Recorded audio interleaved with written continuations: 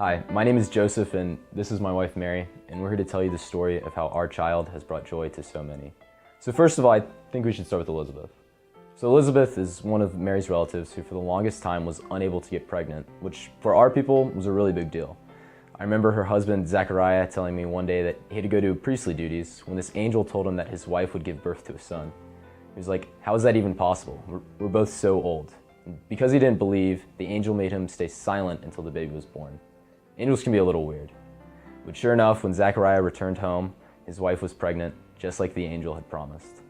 So a little later, an angel appeared to me and was like, "Rejoice, favored one, the Lord is with you." I remember I was like, what kind of a greeting is this? A simple hello would be fine. Then the angel said I was going to give birth to a son, whom I'm to name Jesus, and he would be God's son. I remember thinking, I'm not even married yet. I don't know about this. I'm just a girl from Nazareth. Why is God bothering me? And what is Joseph going to say? Then the angel told me about Elizabeth. That seemed like such a miracle that I thought, okay, you are God and I am a girl from Nazareth. Let your will be done. After that, I went to see Elizabeth. I began to realize what a big deal this was. This baby, this son of God that I was carrying, was going to change the world. Good things would come to the hungry. The humble would be lifted up. Joy would come to the world.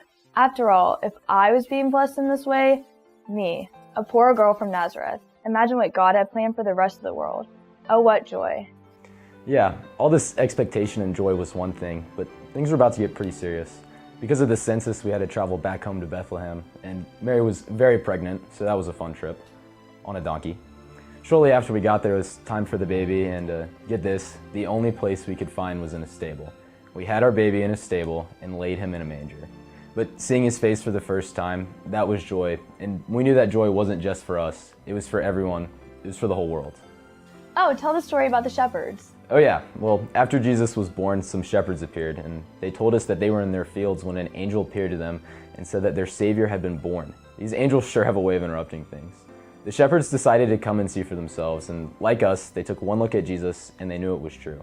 You could see the joy in their faces. They felt such hope for the world. They could barely contain themselves. Once they left, they must have gone and told everyone. They had to share the news. They had to share the joy. So that's our story. That's how Jesus was born. That's how this humble girl from Nazareth had her world turned upside down by a tiny baby. But that was nothing compared to what he would do for the rest of the world. This was just the beginning. A joyous, wonderful, hopeful beginning.